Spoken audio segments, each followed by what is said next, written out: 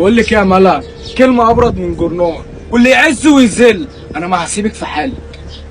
بقول لك ايه يا عينيا، ولا حالي ولا حالك، وانا عشان رفضتك هتقعد ترازيني في الراحه والجايه؟ فوق يا عمي. تقولي لي انا فوق يا ملك؟ بعد ده كله، بعد كل اللي عملته معاكي، تصدقي يا بنتي انت ما بتمرش فيكي حاجه؟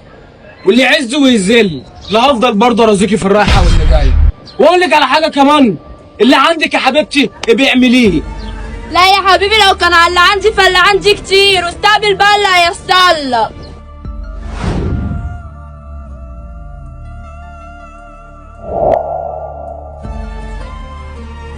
حبيبه، هو في حد بيصحى حد في وقت زي ده؟ انت جيت في حاجه معاكي؟ في ايه يا اسطى؟ قولي لي.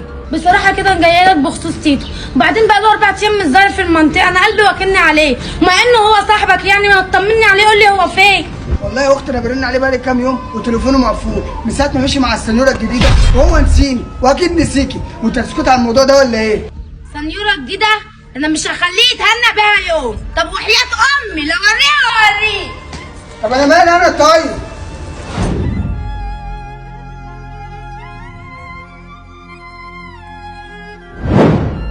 طب روحي انت دلوقتي. بصي يا بنت الحلال، انا جايلك في كلمتين اتنين.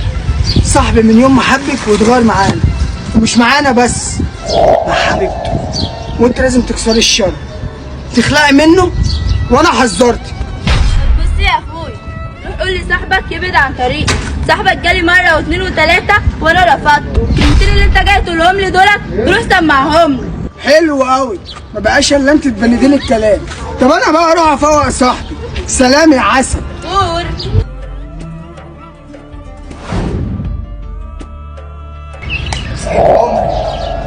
صاحب الطفوله، اخويا اللي وحشني. لا يا صاحبي انا زعلان منك، تبقى صاحب عمرك وعشان مين؟ السنيوره الجديده؟ انت بقيت تحب عمرك كمان يا جدع. بص يا صاحبي انا اقول لك كلمتين، خد اللي بتحبك وما تاخدش اللي بتحبها، عشان اللي بتحبك هتخونك واللي مش بتحبك هتخونك. سلام يا صاحبي.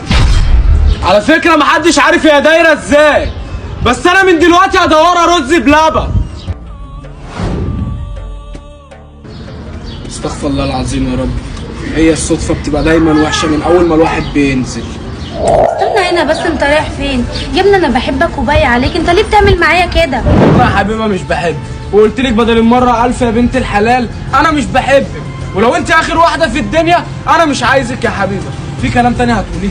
يا ابني لو على الكلام في كلام كتير، في اللي انا حبيتك وانت ما حبيتنيش، في اللي انا صنتك وانت ما صنتنيش، في اللي انا اشتريتك وانت بعتني.